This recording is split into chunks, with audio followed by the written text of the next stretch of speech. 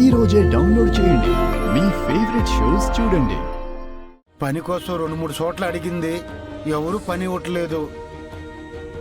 పెద్దింటి కోడలు కదా, నీకేం అవసరమో అంటున్నారు. అందుకే బాధపడుతుంది సార్.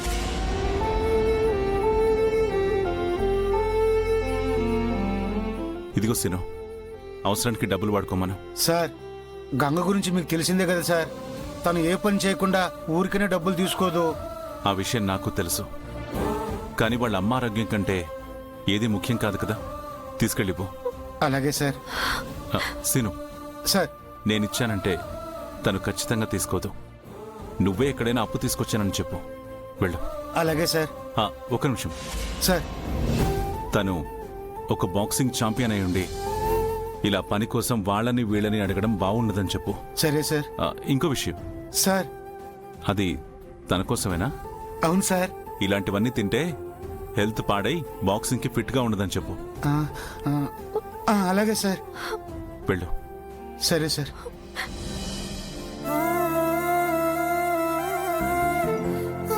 గంగా, అన్నా, ఎక్కడన్నా పని అడిగావా? ఎవరన్నా పనిస్తానన్నారా? నిదానంగా ఏదో ఒక పని నేను చూస్తాలే గంగా. ఇందా, ప్రస్తుతానికి పిన్ని మందుల కోసం ఈ డబ్బులుంచు.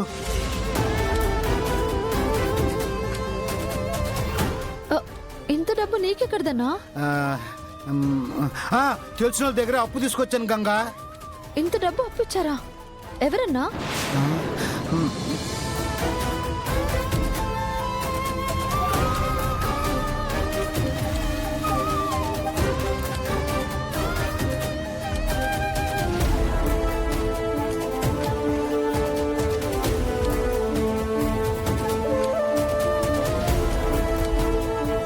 నీకు అప్పు ఎవరిచ్చారో నాకు అర్థమైందన్నా.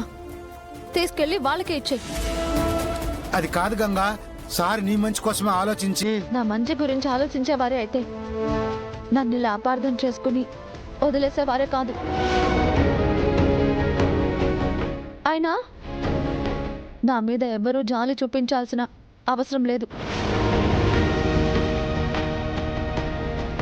నాకు ఆ ఇంటితో సంబంధం లేనప్పుడు ఆ ఇంటి డబ్బు మాత్రం నాకెందుకు?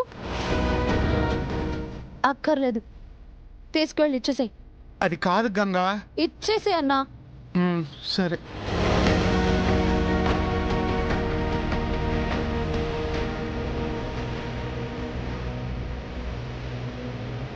గంగా డబ్బులిస్తే తీసుకోదని చెప్పాను కదా సార్. ఈ పౌరుషానికి ఏం తక్కువ లేదు. కొన్ని విషయాల్లో అంత మొండితనం పనికిరాదని చెప్పు. మొండితనం గురించి ఆయనే చెప్పాలి, నేనే వినాల్సిందన్నా. ఎవరిది మొండితనమో అందరికీ తెలుసు. ఆత్మాభిమానం ఉంటే సరిపోదు, అవతలి వాళ్ళ నమ్మకాన్ని బొమ్ము చేయకూడదనే జ్ఞానం కూడా ఉండాలి. అనుమానం ఉన్న చోట నమ్మకం నిలబడలేదని చెప్పు సీనన్నా. మాటకి మాట సమాధానం బాగా నేర్చుకుంది. పంచలివ్వడం నేర్పిన గురువు ఆయననే కదా సీనన్నా. అదే నేను చేసిన తప్పు.